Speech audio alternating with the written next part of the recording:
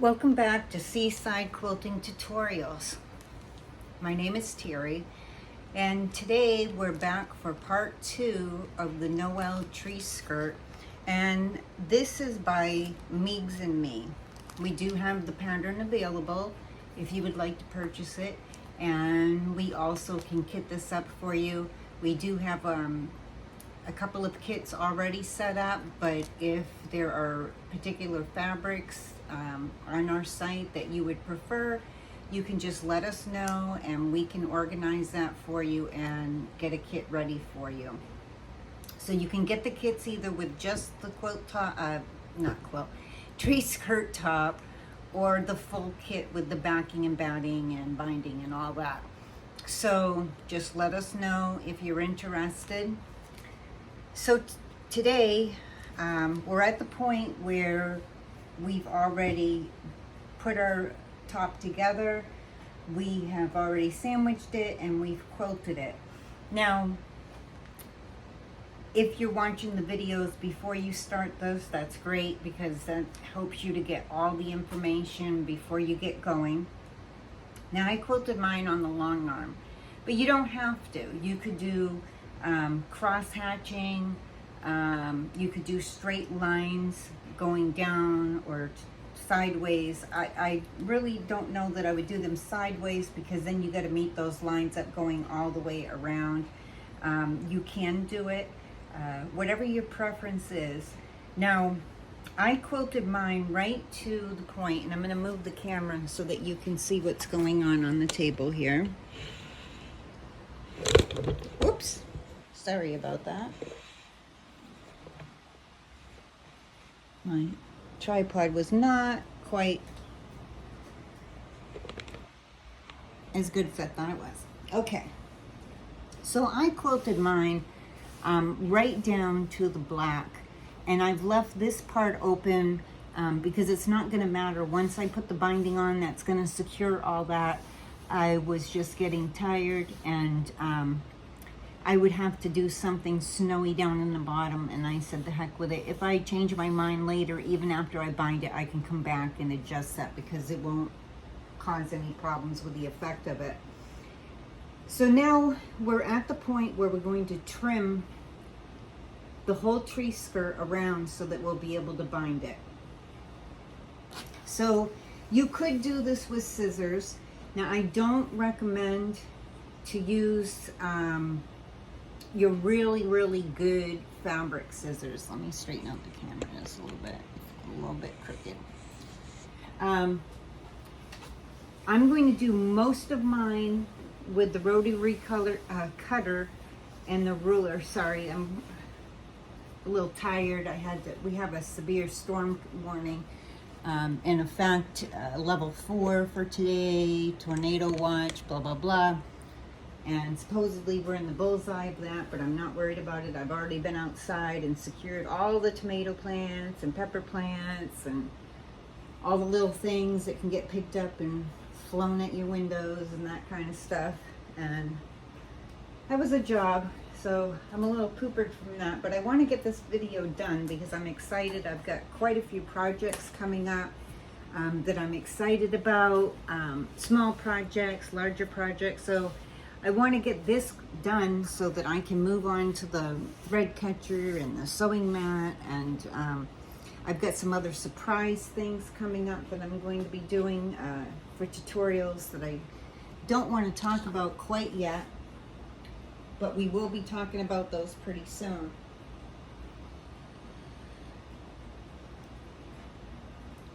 So, first things first is I'm going to go to where the opening is on here, and that's where I'm going to trim first. And normally I wouldn't use this rotary cutter. I would use my one that has the duller blade, just because the duller blades get used whenever I'm cutting batting. Batting will dull your blade. Also, you don't want to, if you have gingers or whatever, do not use those. Use a different pair of scissors. I have a backup pair of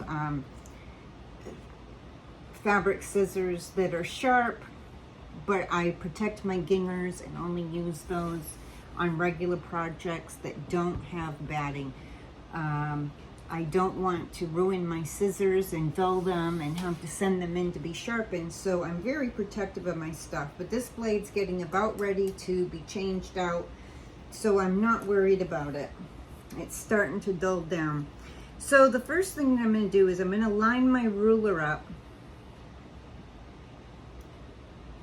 with the first edge.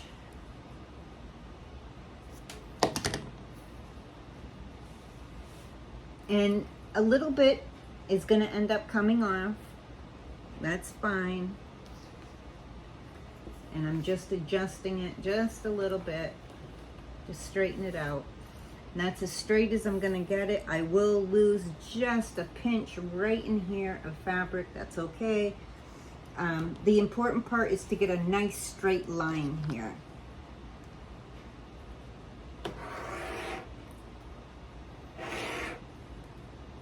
And I'm going to cut up to the circle, and I'm going a little bit into the center of the circle just because it will give me an opening, because this is the part where I will cut it with scissors, most likely, just because I don't want to end up cutting into my fabric when I go around. I'll see when I get there.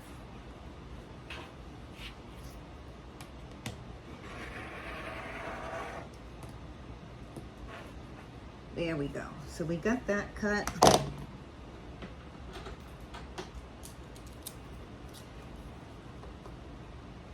And then I'm going to snip down at the bottom.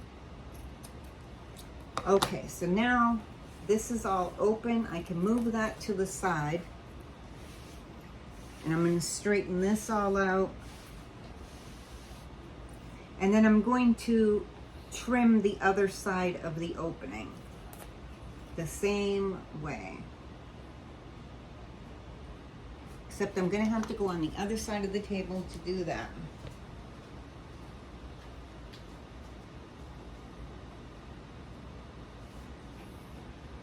And the same thing with this side. Once I square it up, I am going to lose just a little tiny bit of fabric on this side. That's totally fine. I just want to make sure that I have a nice straight edge all the way down.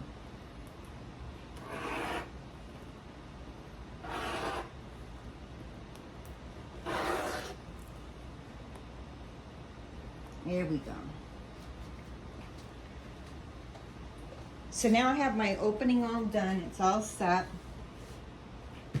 And then what I'm going to do is I'm going to go around and I will straighten this all out.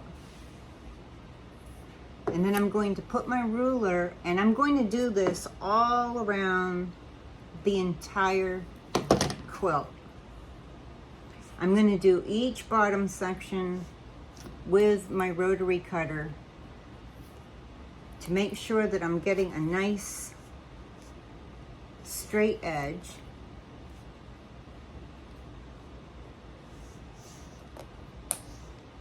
And I am doing a little bit of pulling of the backing and the batting down at the bottom just to get this straight.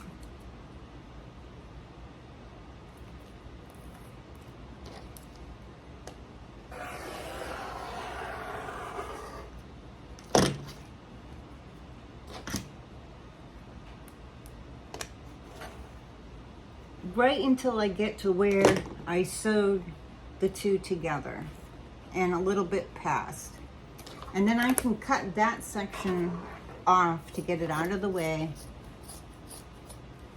And it will go in my scrap bin for now, but later on I'll take this excess backing and it will go into my scrap pile so that I can cut it into smaller squares and use it at a later time for a project. That's my plan. I keep building up little squares and eventually I will use them. So you're going to go around the bottom and you'll do the same exact thing all around your tree skirt. So all 8 of your triangles will be trimmed at the bottom. Let me turn this a little bit for you. So you'll go all the way around and it will look like this all the way around. So these are not cheap, but they're my cheaper fabric scissors. They're sharp. They're not as sharp as my Gingers, but they're sharp enough to do this job. I don't want to, my cheap junk scissors are good for some stuff, but not to make nice straight cuts. Now you could use a rotary cutter like I said, but it's gonna be good enough for me to follow along and just trim out this section.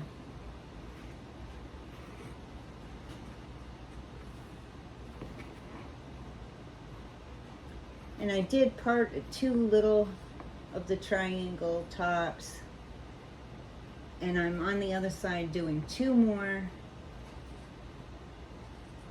and then I'll continue around, going all the way around in the center. I want to keep that octagonal type shape, and I made sure that I long armed all the way to the very top of each one, so it would make this cutting a lot easier for me.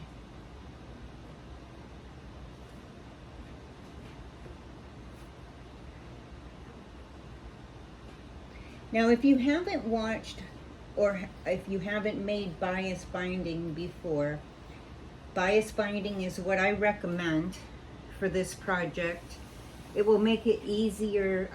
Bias binding is a little more stretchy, and it makes it easier to go around all these little, like this circle here.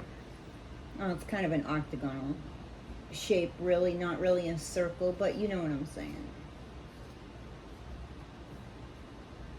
Okay. So now I have my center cut out, and we're all ready to start binding. I'm going to trim this one just a little bit more. I didn't get it quite close enough.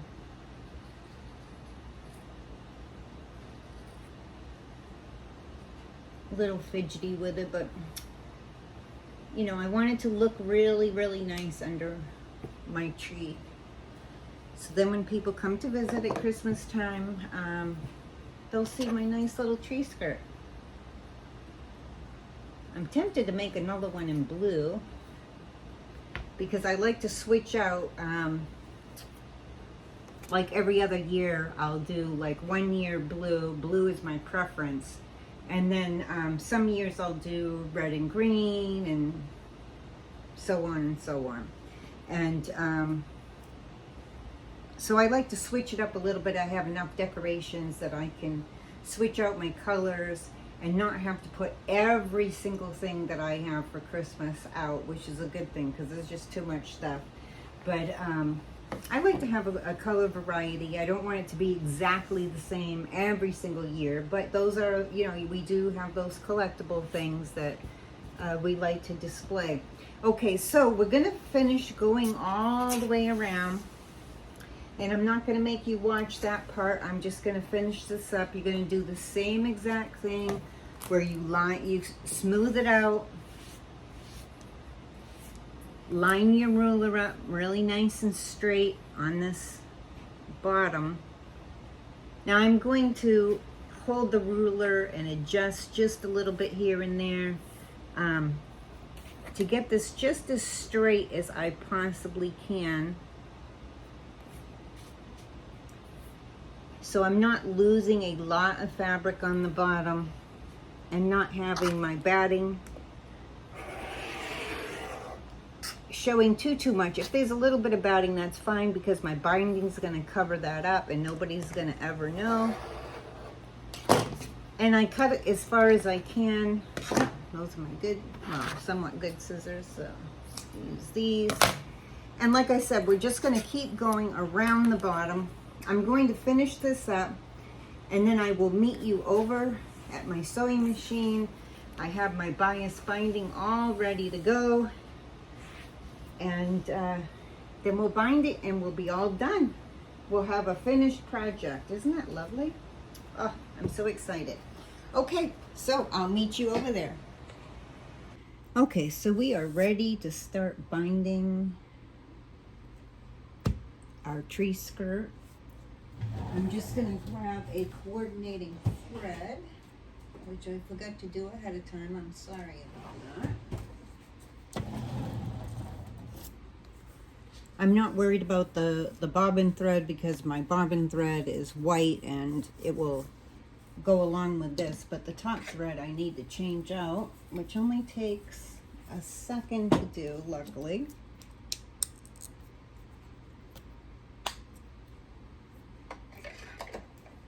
So let me just change that up. I'm going to be doing a scant 1/4 of an inch when I bind this.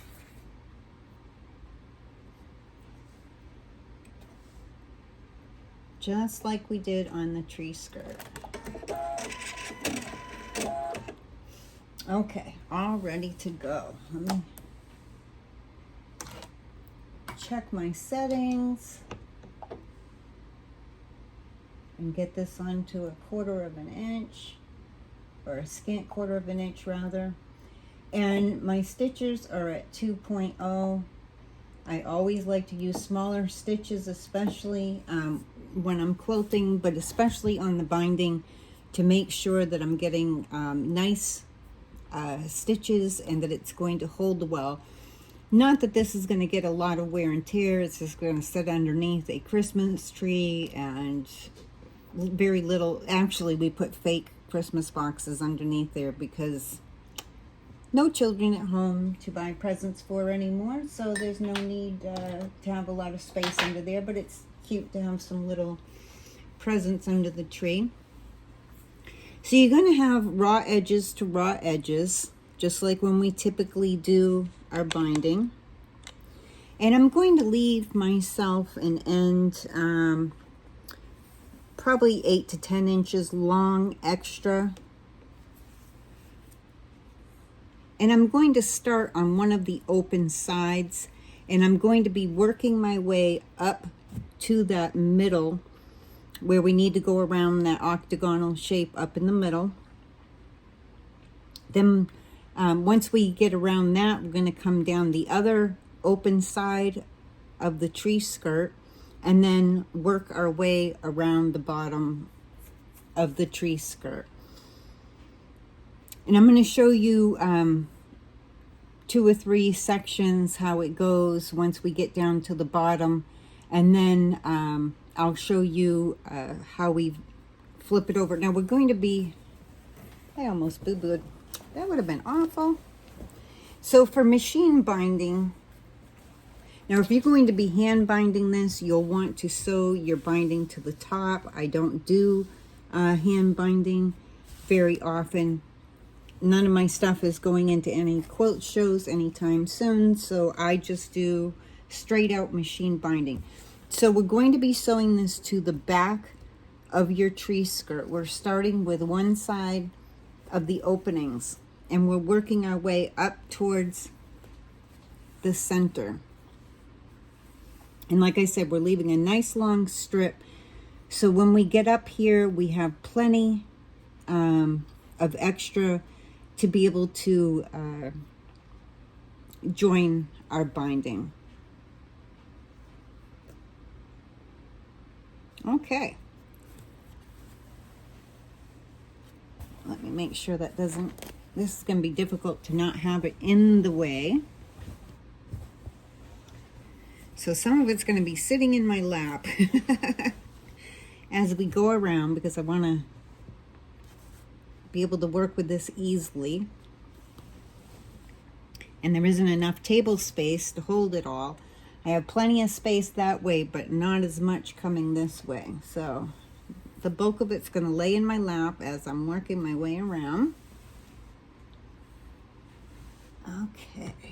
And I'm going to slow my machine down just a tiny bit because I tend to be heavy on the pedal. Luckily, not when I'm driving a car, only when I'm running my sewing machine and my long arm. My long arm is regulated, so I don't have to worry about it. But my sewing machine has some nice speed to it, which is great when I'm making curtains and pillowcases and whatnot. I can speed right along, but let me see, get that thread under there. And I'm going to do a fix right here, secure my stitches. So I have a fix on my machine. It will do that all automatically for me, the back and forth. But if you don't have that, you can use your reverse and go back like 3-4 stitches and then come forward and keep going. And that just secures it so that I don't have to worry about when I'm trying to join everything when I come back, that those end up separating.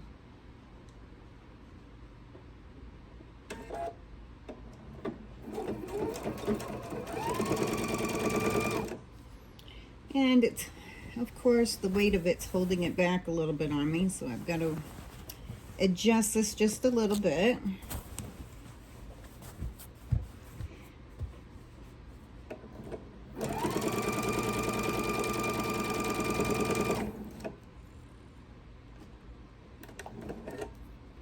And you want to make sure that you have your needle in the down position.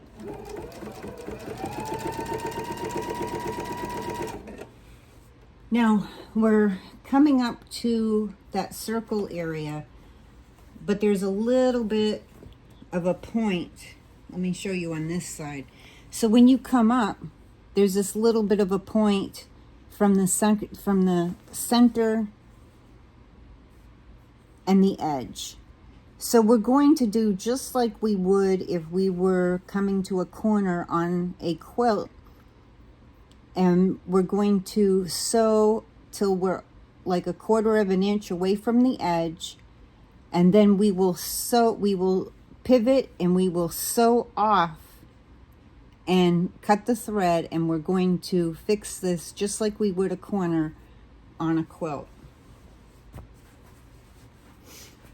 I hope there's enough lighting today to, let me move this light over here a little bit and brighten it up a little bit. Of course, that almost blinds me now, but I want you to be able to see everything that I'm doing.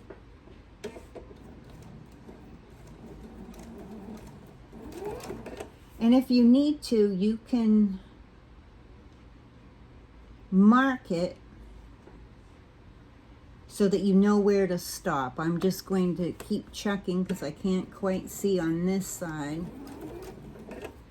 Where are my 1/4 inches? That's pretty close, so I'm going to pivot. And I want to see that corner lined up, that corner that we have right here. I want to see that that is lined up with my needle. And sew off. So you're going to be sewing off at an angle, but you want to see this corner right here so it lines up with your needle.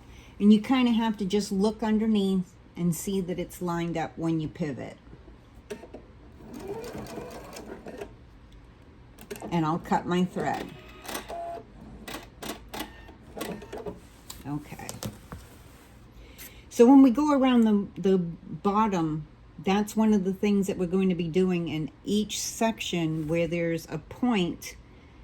We are going to have to do the same exact step going all the way around the bottom of the quilt because it's not a complete circle. It's actually an octagonal type shape. So when we get to those corners, we're going to be doing the same thing every single time. And hopefully I made plenty of bias binding. I did a, and if you watch the video or if you're familiar with making bias binding, I just used 18 inches by the width of fabric. And I'm hoping that's going to be enough. I didn't do the math, so we'll see what happens when we get around. Hopefully it goes all the way around. I'm hoping I have plenty. Otherwise, I'll have to go cut a little bit more and make a little bit more bias binding. And if that happens, I'll have to pause the video and go do that. So this is a little bit of fun because I have the bias binding in my lap. I have the tree skirt in my lap and all around me. So this will be interesting as we go around. So I'm going to scoot some of my tree skirt through the center to kind of balance out the bulk of the quilt a little bit. Now having this super slider here helps when it's heavy on this side, you know, the side that I'm sitting on, so it helps to slide it. My table's not as slippery as I would like it to be, so, and I've used cornstarch on my table before. I've used the dry silicone spray, and that helps quite a bit, which I use that dry silicone spray on my needles as well, because they don't heat up as much when I'm sewing consistently for a long time, especially when I'm using my embroidery machine and my long arm. But this super slider just helps me to keep the momentum going really, really well. Okay, so now we're at that first corner. Let me get a little more binding up here. And just like you would on the corner of a quilt, we're going to fold this up. And you can see, I'm going to move this camera down just a little bit. I'm wanting to make sure that you're being able to see this as well as possible. Oh, excuse me, as well as possible. This is the same thing that we would do on each corner of a quilt. So I folded it up, and you can see that I have a 45-degree angle here. And then I'm going to fold my binding straight down. And it's not going to be quite as straight as the corner of a quilt. It's going to slant just a little bit here. Because if I was to go straight, you can see how my binding's just coming straight this way, and it's not lined up to the edge. So I'm going to hold that piece that I folded up, that where the 45-degree angle is, and I'm going to make sure that it's going straight. So it's kind of going to look kind of like this. I'm hoping that you're being able to see that really, really well. So it's a little slanted. It's not perfectly straight across the top like it would be on a quilt, because I need to come straight this way. So let me see if I can hold this up a little bit so that you can see how it would look. And I'm hoping that you're being able to see this well in the camera, but that's kind of what it's going to look like. And so you could put a little clip there if you wanted over on this side, away from where the needle will be. I'm just going to hold it really tight and get it up to my sewing machine. And we'll sew right to where we get to the little like indented, where we sewed our two triangles together, right to that joining point. I gotta lift this up just a little bit. It's very bulky. It's not heavy, but it's just got a lot of bulk to it because it's nice and big and round. Let's see. And we're gonna get close to that joining point with our needle.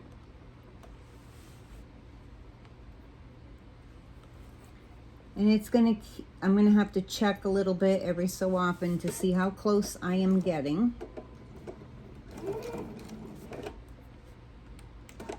And I'm gonna lift my foot up just a little bit.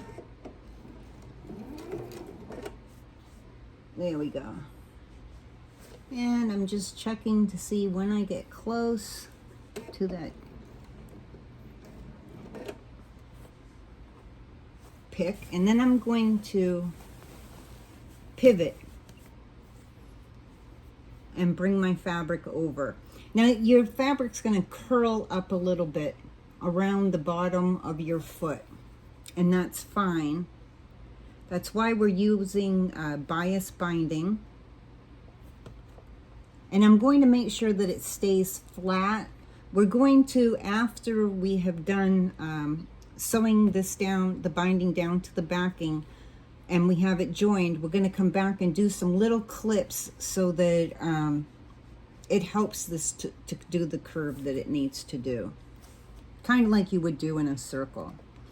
So we're going to continue around this middle section, doing the same thing as we go all the way around. And actually, I'm going to take a pen and I'm going to mark this joining so that I can see where I need to stop a little better. It's starting to twist, so I gotta hold it a little bit flat, so I'm needing to use 2 hands because I don't want this to pucker up. I want it to stay nice and flat as I'm coming to that next indent, that next joining section. And I know it's hard because my fingers get in the way a little bit. Okay. So again, so you're just going to keep doing this all the way around. So you can see on this side how it's curving up. That's okay. We're going to take care of that afterward.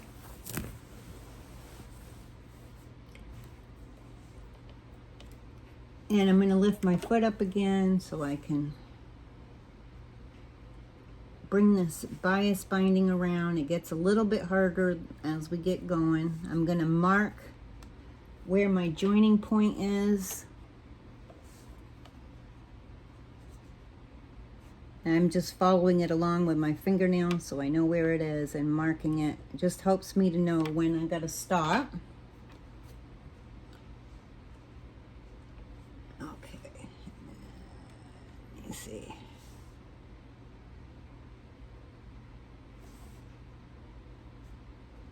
I can tell you this is not my favorite way to bind things, but it's a tree skirt, so what do you do? I wish it was a circle. Uh-oh. I gotta bring my needle back up. I boo-booed. And actually, I'm gonna cut my thread there so I can take that out. I had a little bit of boo-boo, and I've gone into my other fabric up in here. So I'm going to take that stitch out. There we go. And release that.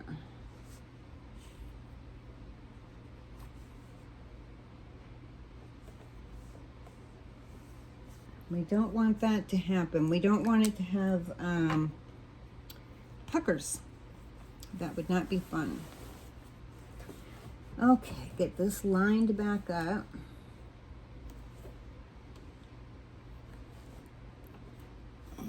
Get my needle back down in that joining point so I can bring my fabric over and keep it straight. And you will have to hold this down with your fingers to keep it straight as you go around.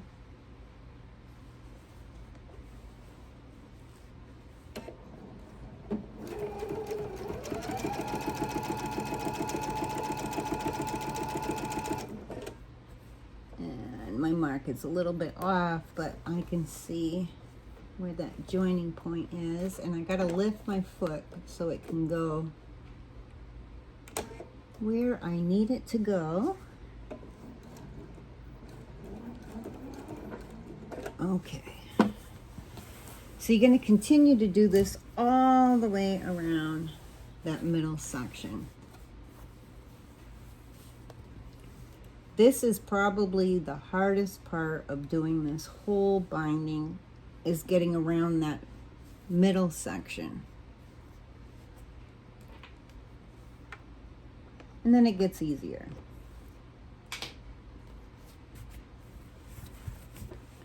But this bias binding gives us that nice stretch that we need to be able to do this. If you try to do this with like a batik binding, that wasn't, you know, done on the bias, and you don't have as much stretch in batik. So for the bias binding, I wouldn't even probably use a batik because it's more tightly woven. You want to use a fabric, a good quality fabric, but you want to use a fabric that naturally has just a little bit of stretch on it on its own. And most of these printed fabrics, like by Hoffman and Michael Miller and whatnot, do that. So, and typically when I'm using those types of fabrics for a binding on a quilt, batiks on a quilt are wonderful for binding because they're stiffer, they stay nice and flat, and work quite well, and I love them for binding. If I'm using a fabric like this that has naturally a little bit of stretch to it, when I'm quilting on a quilt, I will actually give it just a little pull so it stays nice and straight and won't end up causing any puckers.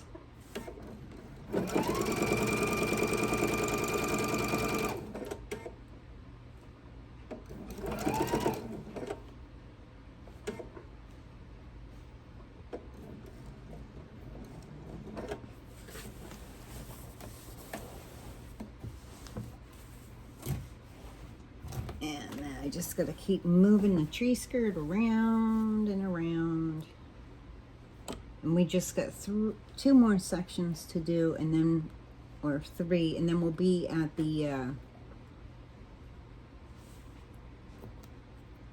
next corner.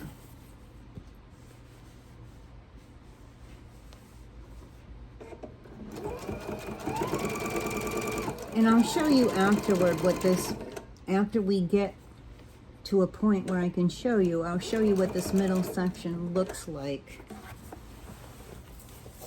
once I get it twisted around here. And you can see right here how that's naturally curling up. And then when we fold it over, it's going to be really, really nice. It's going to fold over nice because this is bias binding. It has more stretch to it, so it's going to work itself around really, really well. I'm pretty pleased with how it's going.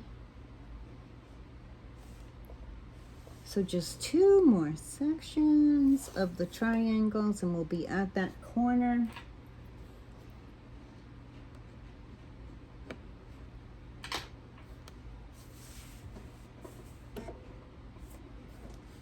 It's puckering a little bit, so I'm going to lift my foot and I'm going to stretch that out over here. I'm going to pull it just a little bit so I make sure I don't have any puckers underneath my foot or my needle, and then put my foot back down before I sew.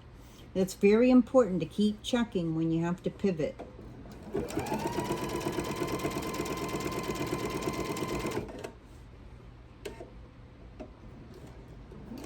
And marking where you joined your pieces together as you go towards each of your indents around the center really helps a lot to know when to stop. So once again, we're going to come down to that corner and we're going to stop at 1/4 of an inch. I'm going to use my seam gauge and get it down to 1/4 of an inch so I can mark that. So I can see where to stop. It's a little bit harder to see.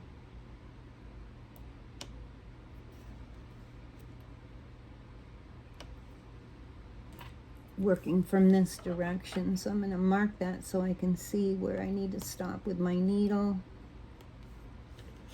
And this is one of those Frixion pens that goes away with heat. It's on the inside of binding, so I'm not worried about, you know, any of that stuff about whether or not it's gonna show back up or whatever, because it's on the inside of the binding. Okay.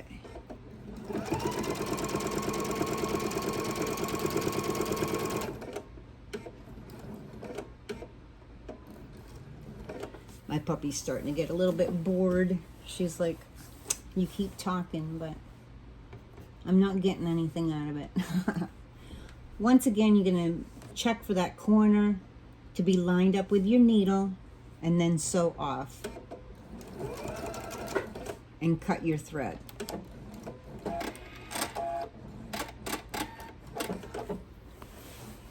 And then we will twist this back around. And now I get to have the bulk of the weight up there for a while until we come around and around. So once again, now this is, you can see how this is kind of sitting up and all curled up. That's fine. You don't have to worry about that. We will do some little snips like you would on a circle without clipping your threads, because that's important. If you clip your threads, it will mess the whole thing up and cause raveling and blah, blah, blah. So we're at that corner. We're going to fold it straight up so we have that 45-degree angle. And this time we'll be able to go pretty well, somewhat straight. I mean, what I'm meaning by that is typically when you're doing the corner of a quilt, this would be your straight, because it would be, you know, it would be a straight corner. I've got that 45-degree angle and I want to keep that in my fold, but I've got to slant it just a little bit so that it comes over while I'm holding that 45-degree angle to make sure that it stays there. And so it will look like this right here. So hopefully you're getting a really good view of this. Let me hold it up. So it's going to look like this on that corner. And I can't really tell. So it's going to be somewhat like this. It's not quite straight, but I'm keeping that 45-degree angle with that first fold. And then just the top part, I'm having to angle over a little bit.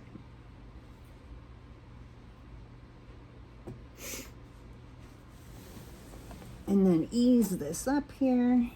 I want to make sure that I'm catching that end.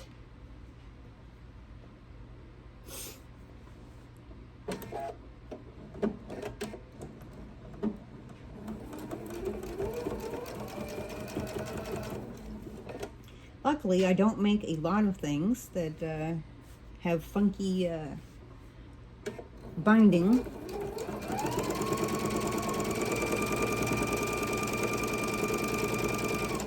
But it's nice to know how when you do.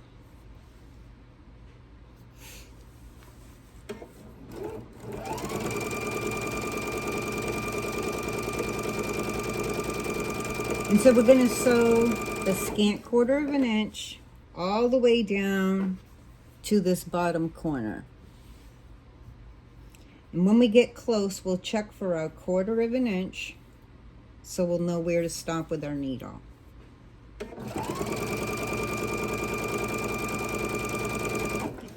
And I probably slowed my machine down just a little bit too much for me, so I speeded it up just a little bit more.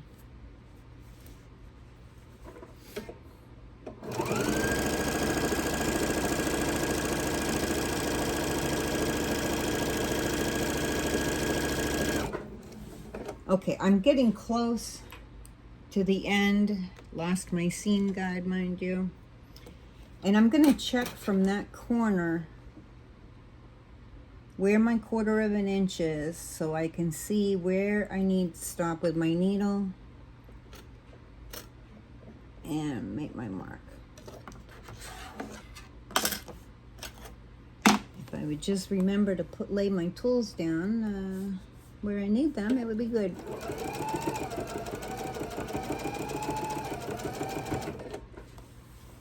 So once again, we're going to pivot. We want to see that corner lined up right with our needle and sew off. And cut your thread.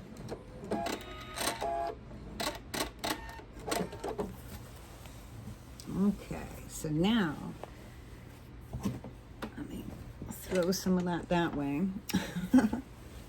Luckily, I have a big section in the back and to, you know, way to that side, but in this immediate area, there's not a lot of room.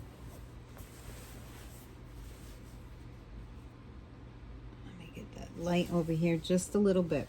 So, once again, we're going to fold this up. And it helps to sew off at an angle. Some people just sew straight up and you don't get, I think sewing off at an angle is a lot better because it's almost like when you fold it up, it just wants to go into that 45-degree angle. Now this is another funky point. It's not quite the same as the bottom of a quilt.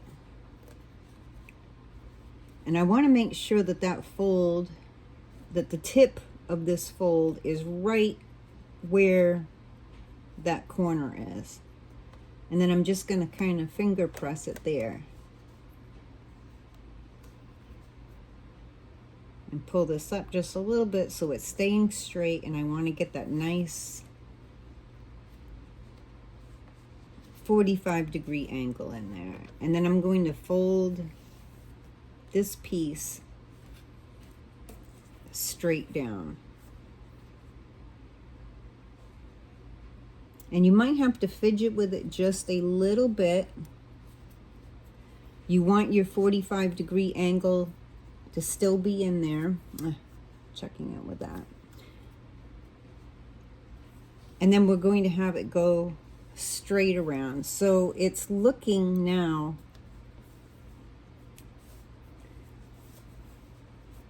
just like this on that corner when we fold it. And we're going to put that underneath our needle, and we're going to make sure that we catch the very end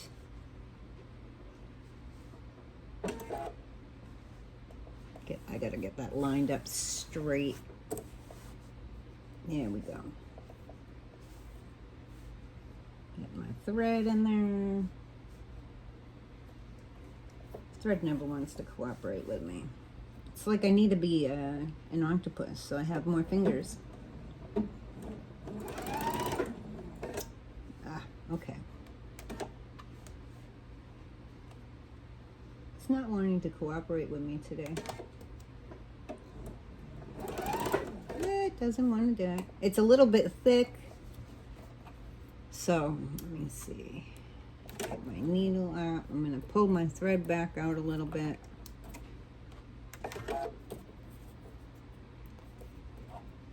Trying to hold that so I don't lose it. And I'm going to put a starter piece in. A leader piece that will help. So I'll be able to get this to pull through for me.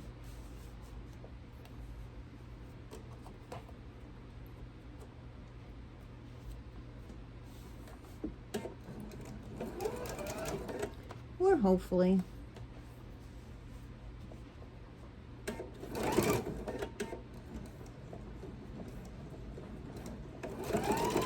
There we go. Once in a great while, it gives me a little bit of a difficult time. It was a little fat in that area, so. Okay. And I'm going to trim that leader piece off just so I don't have to hunt for it when I get all the way around this bottom. I'm going to adjust this just a little bit so I can move some of the bulk and make this a little bit easier to feed through. So we're going to sew straight until we get to that joining point where we joined our two pieces.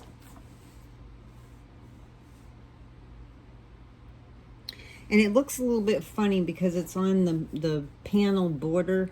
So it's not like up in the center where we can see where we joined the two triangles.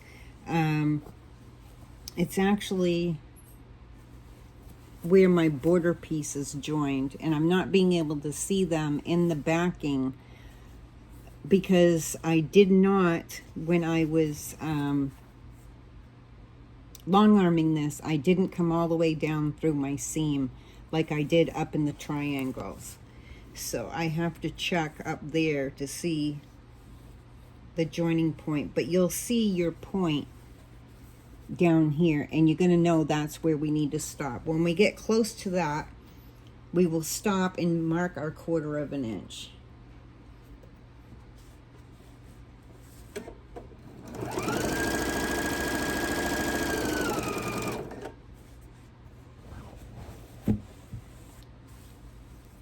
Darn tree top just wants to keep causing me a little grief on that side.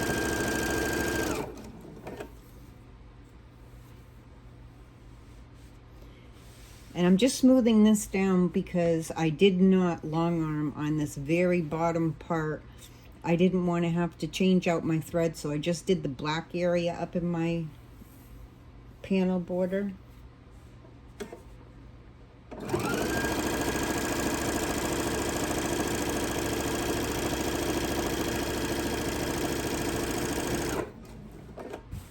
Okay, I'm almost to that point right here.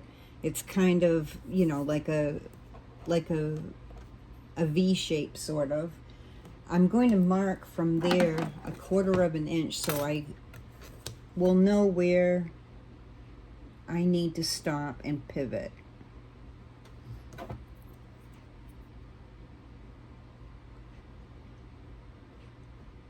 I'm really hoping this helps. We did do another project. It was a tablet case that had that we had to use bias binding on, and so I showed some of this on there as well. And you don't want to overstretch your bias binding. Is very, very stretchy, so you know, sometimes we have the tendency to want to pull. Once we've done our marking, we want to make sure that we don't pull this, because then our mark will not be where we meant for it to be. So I don't want to overstretch my bias binding. I just want to make sure that it's nice and straight. Okay. So same thing, we're going to pivot this around. And we want to see that point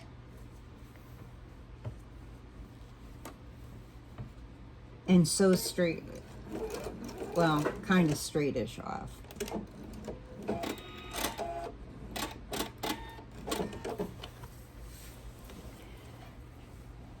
So it's kind of like that.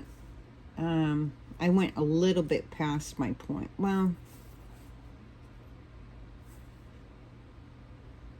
that's a little weird looking. I should have come off like right about there, I think. I'm going to take a couple of those stitches out. I should have looked at the top part of the quilt. I'm going to adjust this just a little bit so I get the point where it belongs. What shows as a point on my backing is not what shows as a point where I've joined. And that's where I want my point to be, is right where that joining is.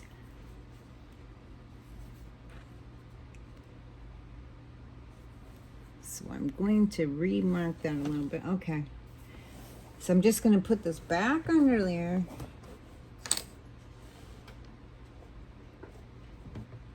And get my needle in there where I need it. Hopefully. And it's not. Of course not.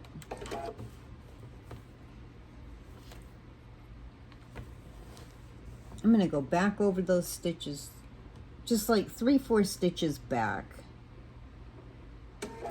to make sure that those stitches will be secured. And then I'm going to double check when I pivot.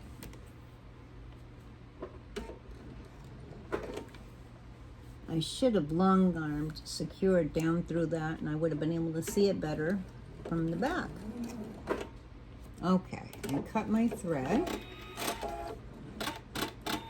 All right, first one. I'm just gonna clip these threads a little bit to get them out of my way. Most threads will get tucked into the binding. Excuse my arm being in the way. I've got to throw some of this tree skirt around my table so that I can get to the next section here. So once again, I've sewed off. I'm at my point. And I want it to fold into a 45-degree angle. So it's, this part is straight, this part, so right here is straight, this part has your 45-degree angle. And I'm going to hold that 45-degree angle part with my finger and then make sure that the top fabric is moving so it's going to go straight across. So it's not straight up flush with your raw edge up here. It's angled.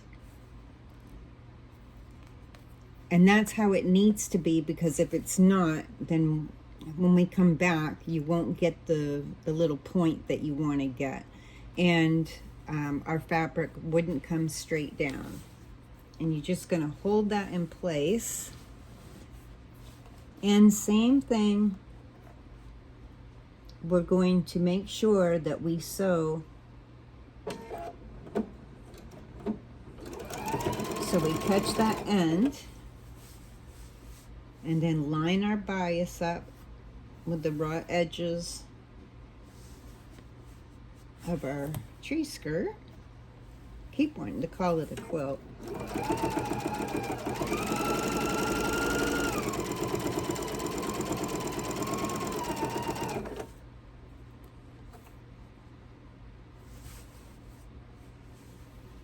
It's a little bit hard when I'm filming because I want you to see everything, but I need my fingers to hold and move things.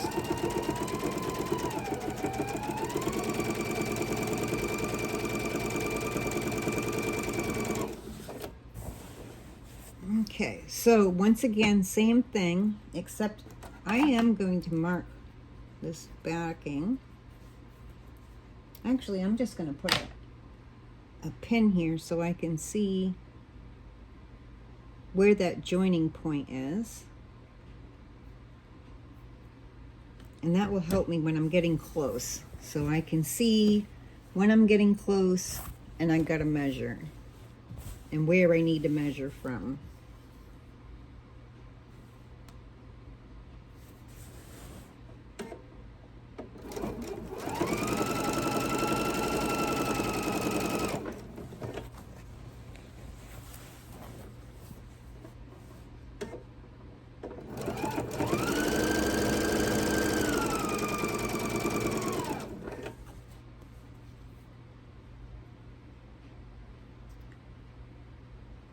Okay, I'm getting close, so I'm going to do my measuring right now and marking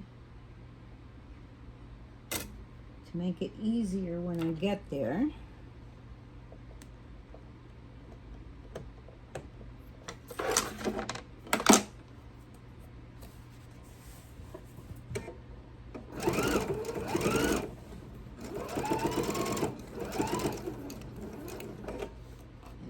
Pull that pin out.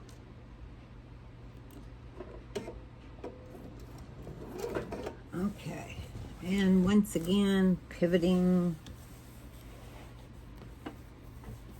making sure that that point, telling you what, from this angle, it's sometimes hard to see.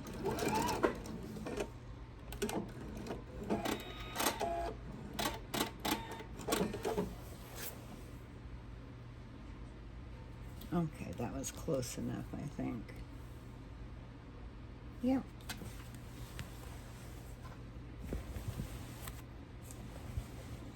Pretty sure no one's gonna sit underneath my quilt, tree rather, and start judging my tree skirt. So once again, I'm gonna get that 45-degree angle, making sure there's no bunches underneath, don't want any puckering. Having this side go straight up. Let me move it over here. What I want you to be able to see as this is going. Hopefully, I can, there we go. Get some of that bulk out of the way. I'm gonna adjust the camera just a little bit. Okay, so I have it folded, it's straight on this side, making sure there's no puckers underneath. You don't want it puckered. And then I'm going to hold this. You could use an awl. I'm just using my fingernail. And I'm gonna hold it and I'm gonna fold this down until this side can go straight down the next edge. And I don't know why, I've just had the most unlucky thing with this one where almost every time I get to a corner, it's got the joining of the binding right where I would not prefer it to be, mind you. So once I have that folded again, this part doesn't have any binding up in here, kind of like a V shape, and then we have a V shape sort of here, almost like an ice cream cone here.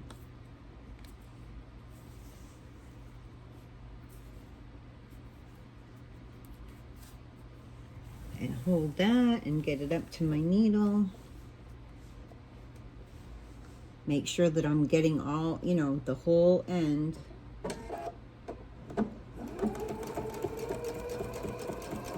And you want to go slow when you're sewing from the end so that it doesn't jam. That's never fun. And once again, you're going to sew straight all the way down till you get to that next point.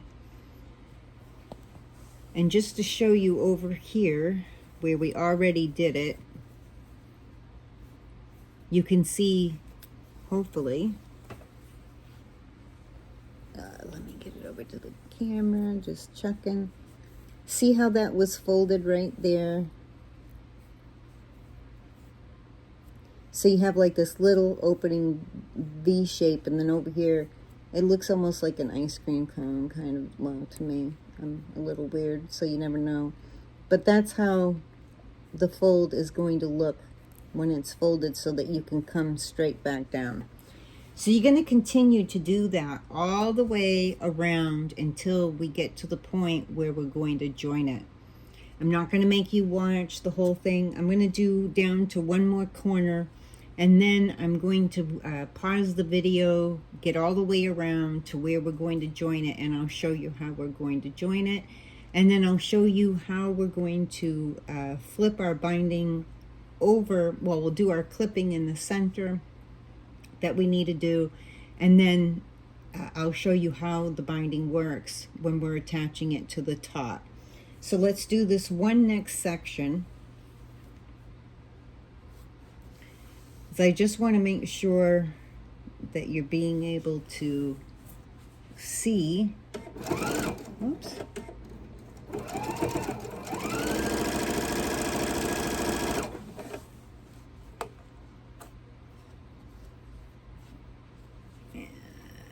Put my pin in there where my point should be, so I know when I'm getting close.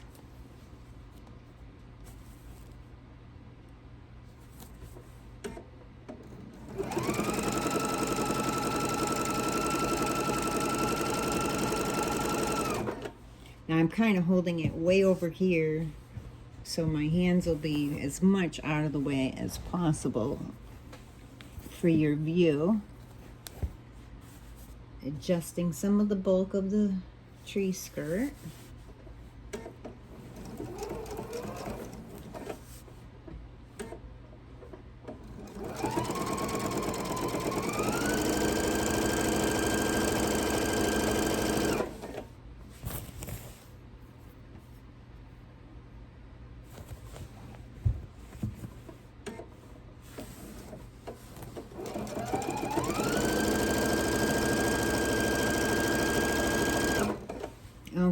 close to the pin, so I'm going to do my measuring my 1/4 of an inch.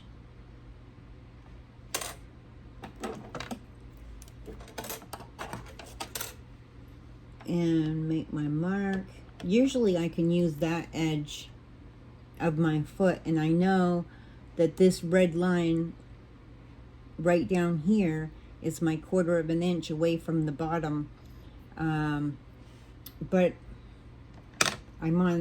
it's harder to see with this tree skirt, so I'm needing to mark it to make sure that I know right where I need to stop.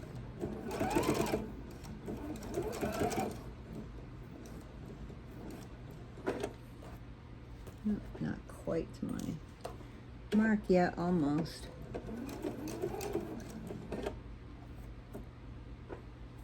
Or I went past it. Maybe I went past it. I did. All right, so I'm going to cut this, and I'm going to take a couple stitches out. It's a lot harder to see from this side.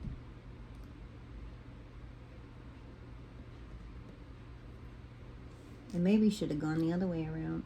I don't know if it would have helped, really. Okay. And once again, I'm just going to go back a couple stitches.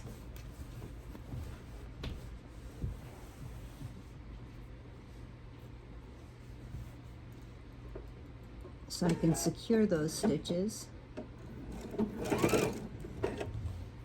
And know where to stop, hopefully. There we go. And cut my thread.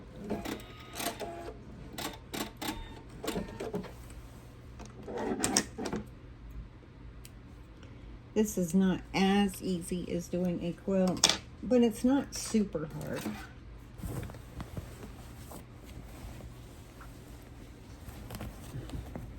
So we have 1, 2, 3, 4 triangles done. So we're at the halfway point. Yay! So once again, we're going to fold this up. It's going to be straight at the moment on this side and at a 45-degree angle. And I'm going to hold it so that I can fold this until it's going straight down. And it's kind of creating that little bit of a cone shape. So this is almost at a 45-degree angle going that way. So your bottom fold down here is at a 45, and this is almost, it's like almost to the center of the binding when you have your point right here.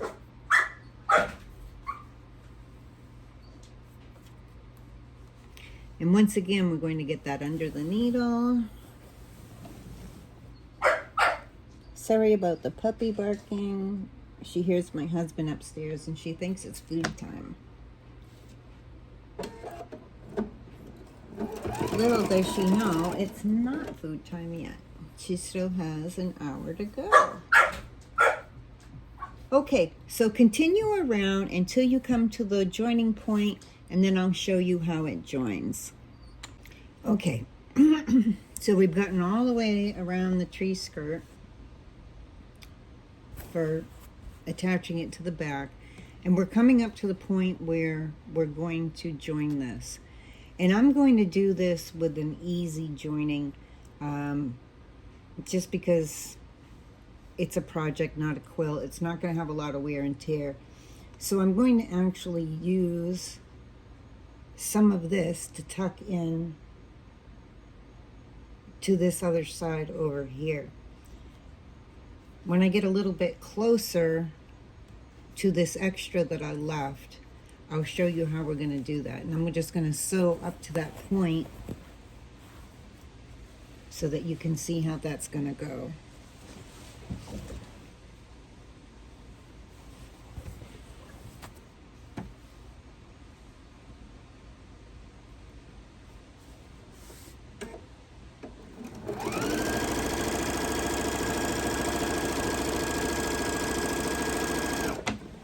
And joining the binding this way is so much easier. So I'm just going to measure this piece up to this piece, just so it goes a little bit past. You have this angle here where you can only see the back side. There's not both pieces. And I'm going to go about a quarter of an inch or so past that point to be able to tuck it in. And so I'm just going to lay this up to here so I can see where this would fit into the other one. And then I'm going to snip it.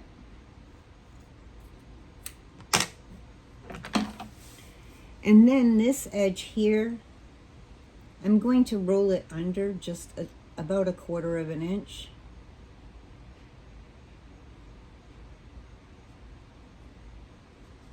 And I'm just going to finger press that in place.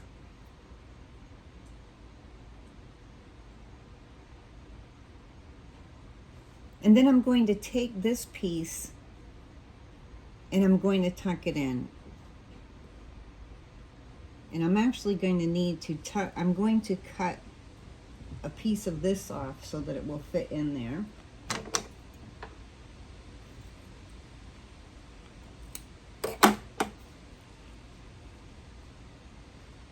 And I'm going to tuck this in. Whoop, I gotta refold that. And by folding this under, we're creating that edge so it won't, you know, that clean edge. Finger press that just a little bit more. And then I'm going to tuck this piece into that piece, making sure that I keep that folded and that it's laying straight like it should be, and keep all my raw edges lined up. And I'm double checking to make sure this is fitting in here nicely.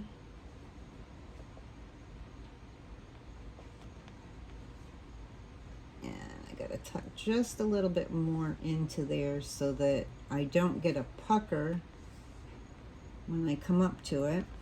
I want it to be nice and flat, and I want this piece to be nicely inside this piece.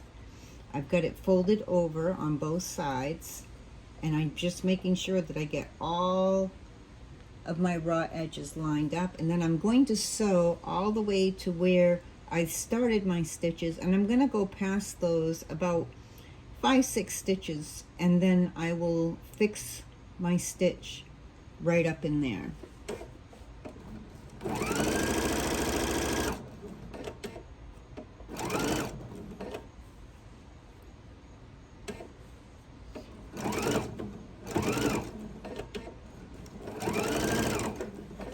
Got the whole quilt hanging down on me again, so it's having a little bit of trouble. Lift this up just a little bit to ease some of the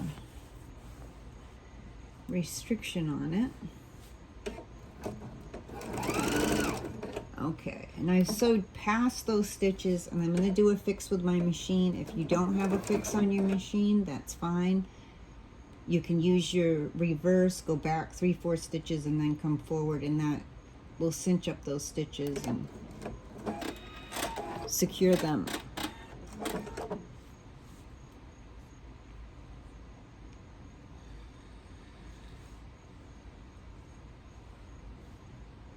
Okay, so now we have this all added to the back, and I am going to trim this long thread here to get it out of the way. Now we will flip this over so that we're on the front side, and I'm going to start on this open side because I want to go up around this center area. We have a storm coming in, so I'm hoping I can get this shown before the storm hits us. So you're going to clip your stitches, but making sure that you don't clip, you're clipping your thread, not your thread, sorry, your fabric up to the stitches without clipping your stitches.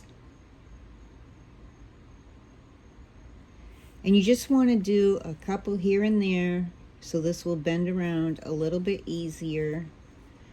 And right where that seam is, and just go around and do a few, making sure that you don't cut into your binding, because where it's rolled up, you want to make sure that you're not cutting into that and damage your binding, because then you'd have to start all over, and if you're on limited fabric, that would be a problem.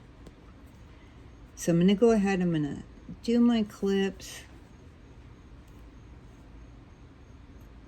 It will just help it to go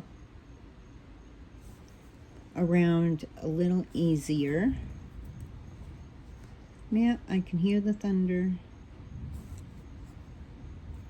My dogs are not going to be happy, so in a few minutes they may all come rushing down, but I'm going to try to get this done with you because I'd like to get this out to you today. I have so many projects to show that are going to be fun projects. Not that this isn't a fun project, this is a fun project too, but I've just got such a long list of things that I want to make for the holidays and for gifts. Okay, so we've got that all clipped. And we're going to be, I use, whoops, wrong foot. Helps if I get the right one here. I'm using my left edge top stitch foot. If you're using a regular foot, that's fine. You're just going to want to stay about 1/4 of an inch away from the edge when you're sewing down your binding. And the reason that I had to start on this side is because this hump on my binding, on this edge, fits up against this indent in my foot, which keeps me a lot straighter when I'm stitching, and it makes it easier and quicker for me to guide and do my binding. I'm gonna have to put some more of this into my lap again.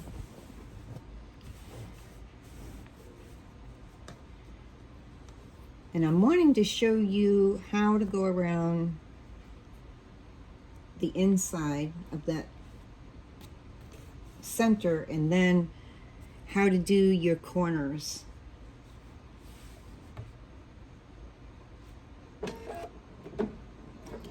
And you'll want to fix your stitch right here to secure it.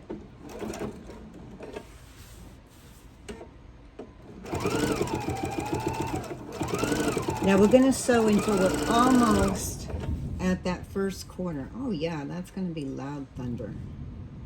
That is not going to make my dogs happy at all.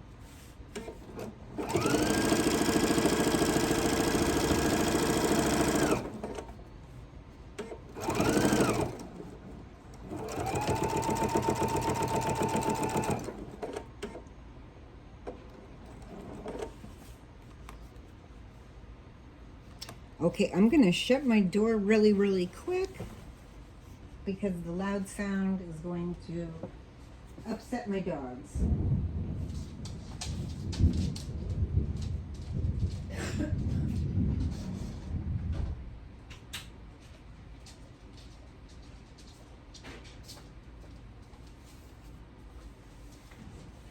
Okay.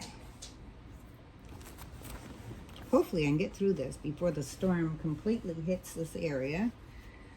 We'll see what happens. All right, so any time that you hit like a spot where you have your seams joining you're binding together, just slow down a little bit so that it goes through easier. And I'm going to get close to that corner, and then just like you would do, and I'll show you just a little bit better on the next one. But let me see if I can get you in just a little bit closer. I'm going to adjust the camera. I'm sorry for any wiggling. But I want to get you just as close as possible so that you can see exactly what I'm doing. So at the corner, I'm just going to lift my foot so I get it out of the way a little bit. You're going to fold the left side, the left side down. And that's going to create almost like a, little overhang over here. And you're going to fold that over. And what we're trying, I got to cut that thread out of my way. Let me see, I'll just tuck it in here and see if I can hide it there. Okay, so fold the left side down. Get that pocket side, that little overhang side nice and flat. And then you're going to fold that over. And you want it to be like a V right there. And then I'm going to sew right until I get on the edge of the fabric on the right side. So it's almost like you want that to be mitered right there.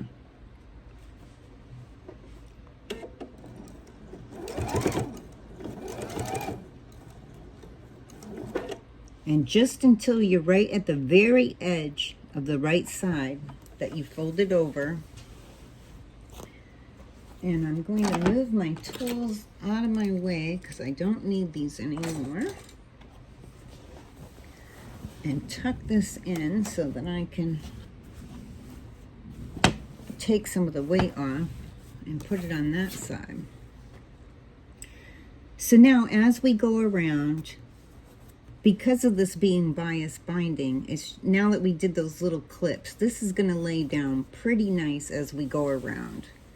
And so you're just going to do each triangle, and we'll kind of pivot when we get to the next triangle.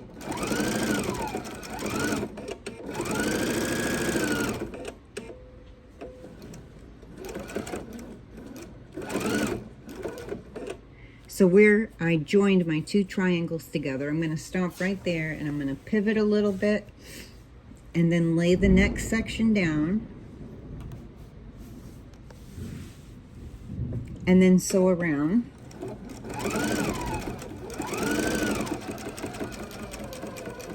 Until you get to that next joining point.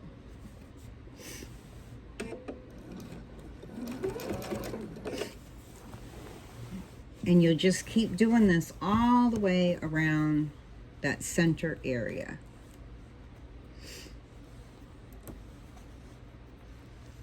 And just fidget with it until you get it nice and flat. And then once again, you're going to go right to the next seam.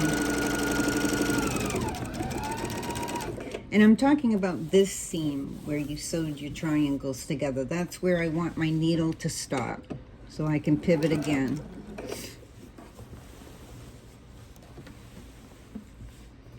This is going to be so much fun to have it all finished. And then I can put it away on top of one of my Christmas decoration boxes, and it'll be all ready for Christmas. And if you blink your eyes, it'll be here soon. So it's a nice time to get this done. I don't know about you, but I like to get my tree up right around Thanksgiving time. Usually I'm rushing at that time of the year, and I'd like to be able to have a nice relaxed time to be able to go through my decorations and decide what I'm going to use this year.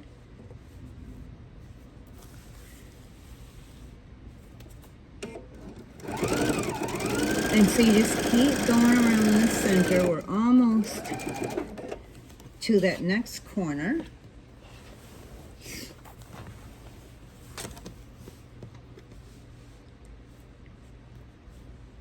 I'm hoping that after the binding I have just enough time to show you how to make your ties. Excuse me. I'm going to go through my buttons before I attach ties because I'm thinking about making buttonholes on one side and putting buttons on the opposite side, so I can use some of my cute Christmas buttons, but we'll see if I have anything that goes with it.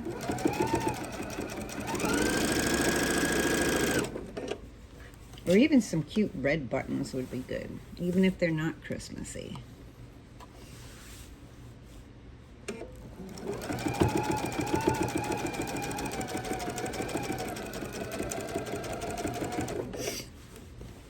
Okay, and we're almost to that next corner.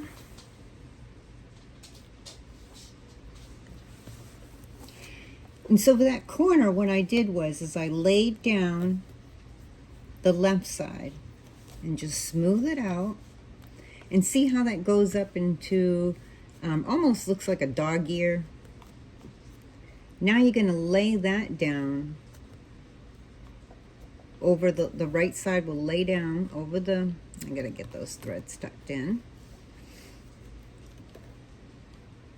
Oh, one's gonna be stubborn, so it's gonna get clipped out of my way. And the rain and the thunder and lightning have begun. We have a level 4 storm warning that we're supposed to get hail and all kinds of stuff and possible tornadoes. Hopefully not in my direct area, but still not far from me. Okay, so continue around. And the same thing, we're going to stop right in that edge of the right side fabric.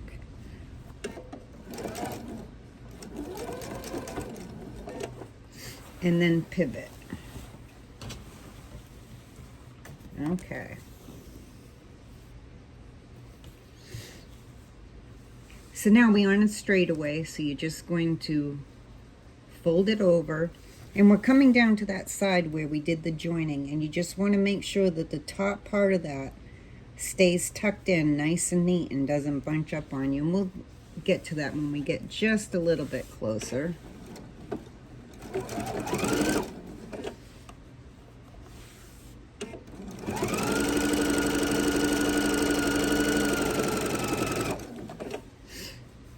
Okay, so we're right at the almost to that joining point, and I'm just making sure that that's nicely tucked in there. Hopefully no puckers. See what happens. If I get a little pucker on this side, I'm not going to cry about it, because this is going to be the back side of the tree where this opening will be anyways, and nobody's going to see that far back in my tree. I got a big tree.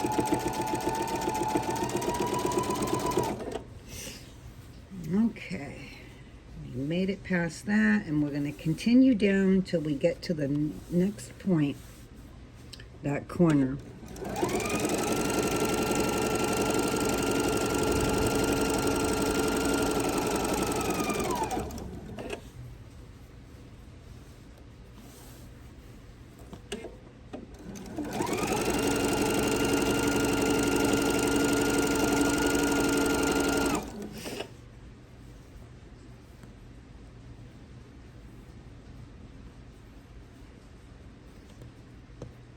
I'm tucking in my threads, and I'm going to get just a little bit closer, and then I'll fix up my corner. There we go. So again, you're going to lay down your left side, just kind of finger press it. This is a little thick right here, so I'm going to be slow when I go into it. Tuck in any loose threads. It's good to hide them right in your binding.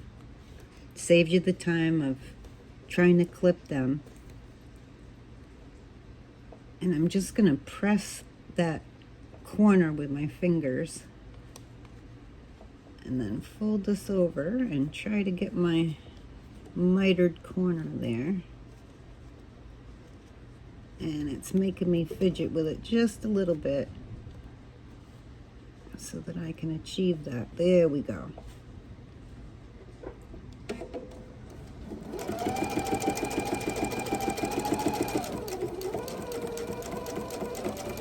And just go slow. If that's a thick area for you too, just go really, really slow through it. Don't want to jam it or have your needle break. It's not worth it. Slowing down usually solves the problem.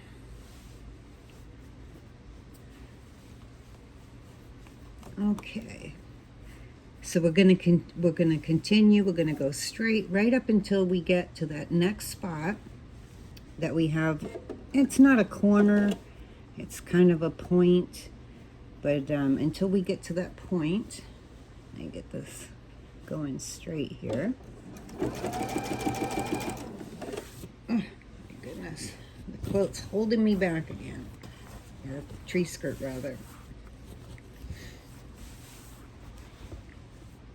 A little bit harder to do on film to get things out of the way so that you can see and still work with the fabric.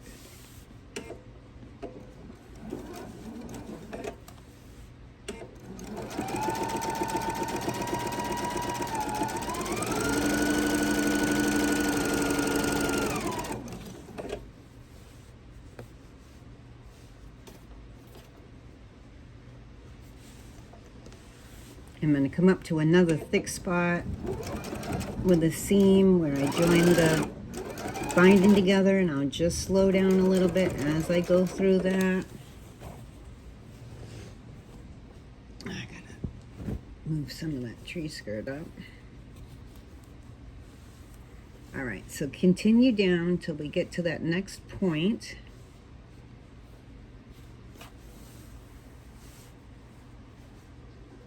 And I like how this is going to look because I have this reddish here, and this will make it look like this strip that I had left on the bottom. I had from the panel border, I had this down here, which is getting covered up by the binding, but that's nice because it will end up looking like this up here. So it's working out pretty darn good for me.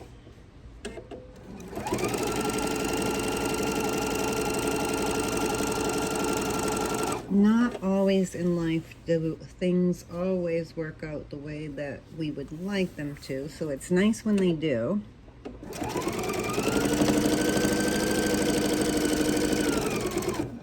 Oops, I got a little off track there. It won't be the most straightest sewing, but it's going to get the job done. So when we get down to this point here, it's not going to be as dramatic of a miter, but we will get it to look somewhat like a miter, like we did on the corners, and get that to line up, and it will come to a little bit of a point.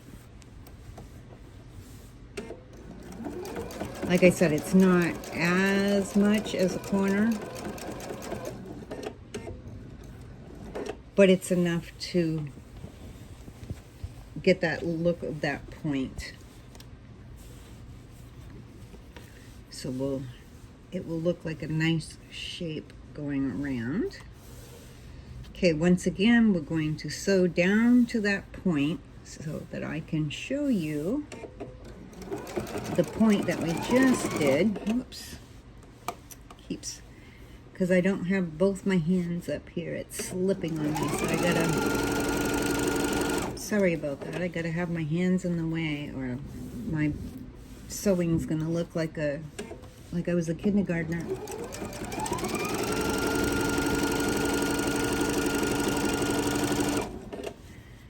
And we're just going straight down, tucking in any threads along the way.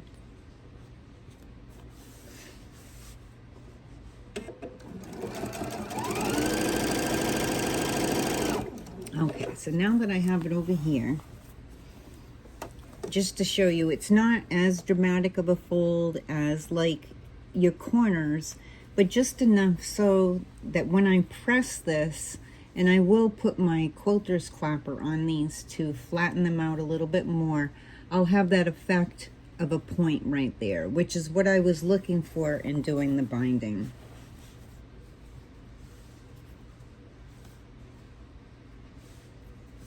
Okay, we're almost to the next point.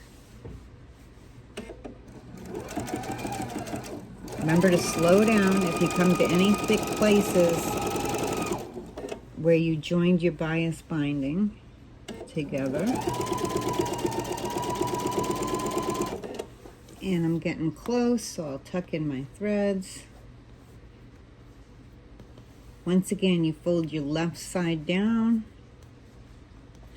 and then you're going to fidget. You just have to fidget with it a little bit so you can get it over to that point. And it's almost a mitered look, but not quite. I was a little off on this one. I remember when I was sewing it, that when I sewed off, I was a little off. I wasn't right where the seam was, so I won't get that nice point effect as much there, but this will be towards the back of the tree, so I'm fine with it. And when you get to the edge of that right side fabric, you just stop so you can pivot. Whoops. Tuck in my threads. And we'll do one more corner, and then I'm going to let you finish around, because I feel confident that from this point you've seen how to do those points in the corners. And I'm going to show you how to make your ties. In case you're one of the people that would like to use ties, I want you to see how to make those. Now, all of this is going to be in your instructions, and you will notice on your instructions at one point, I think it's on instruction 11 or something like that, it tells you to continue, something about go to number 16 in the instructions. There is, I could not find the 16 in the instructions. I'm pretty sure that they're telling you to go to instruction 15 on that. I think that was for people that are using ribbons, if I recall, in reading that pattern.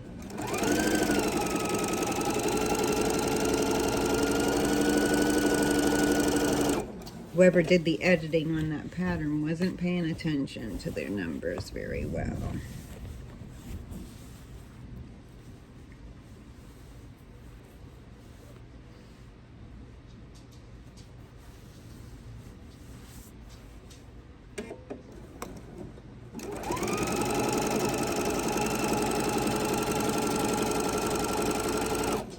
Okay, close to that point, I'm going to tuck in my threads, lay down that left side, just kind of finger press it over,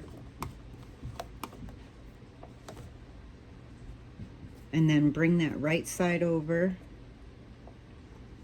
So you get almost a miter there, and a little bit of a, wish my fingers could be out of the way, and a little bit of a point down here. And I'm just going to stop with my needle at the very edge of the right side.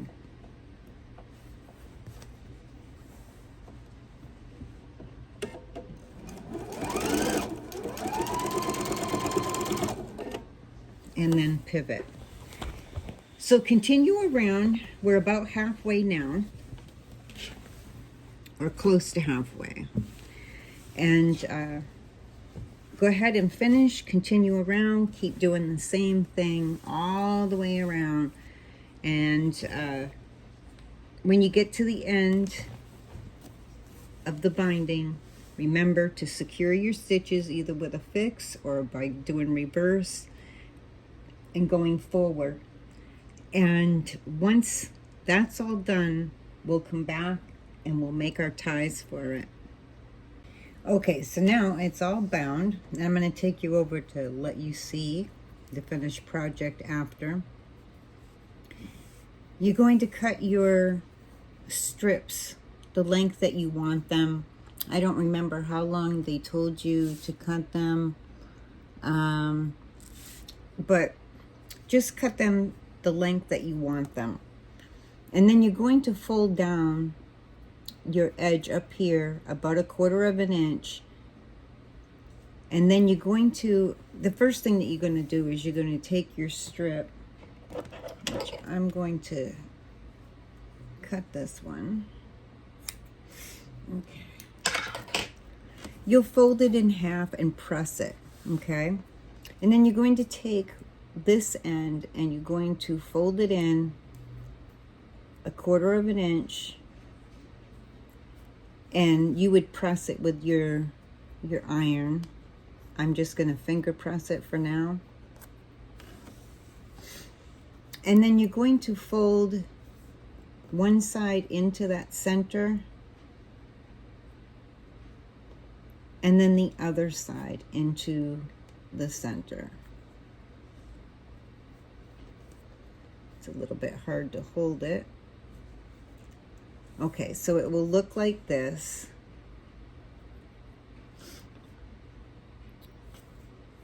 I'm hoping that this is showing up in the camera well.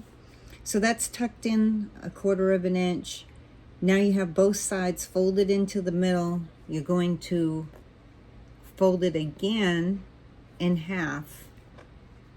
Now yours will be, you know, wider than this. I'm just showing you with some scraps because I'm not going to actually make the ties. And then you're going to sew across that end down one side. You'll do the same on the bottom end. Fold it in 1/4 of an inch. You're going to fold this all into the middle.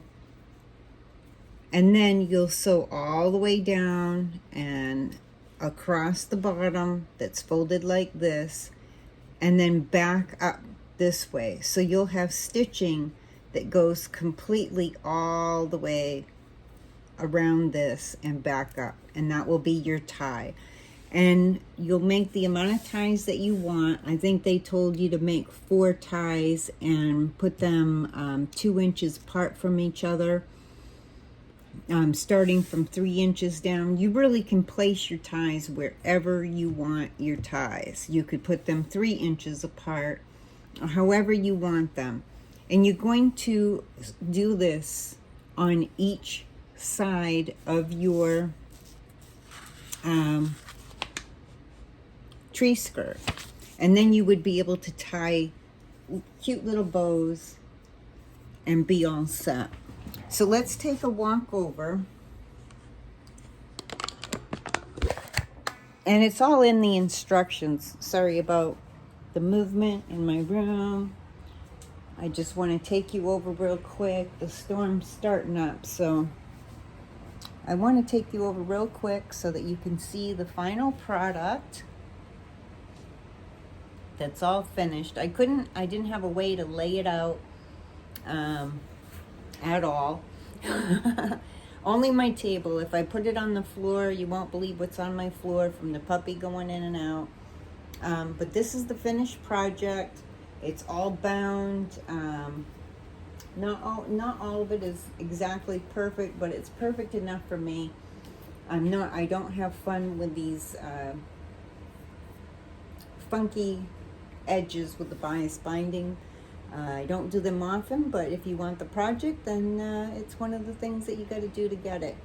So anyways, I thank you for joining us for this tutorial, and if this has been helpful in the pattern for you, I'm really happy. Please give us a like, and if you subscribe, there's a little bell that you can click and you can adjust your notifications. We have many tutorials coming out the rest of this year. A lot will be projects that are gifts and gift ideas anyways, gift bags, thread catcher, sewing mats, stuff like that. So many things. I can't even list them all off. We have our sip and shop every Tuesday evening at 7 p.m. Eastern time. We also have a pop-up each Thursday in the afternoon. I can't give you the exact time on that because it just depends on how the day goes. And then a lot of times we have special sales on Sunday ends of bolts, and special sales on different items that get listed in our app and in our Seaside Quilting group on Facebook for our customers and members. So until next time, I wish you happy sewing.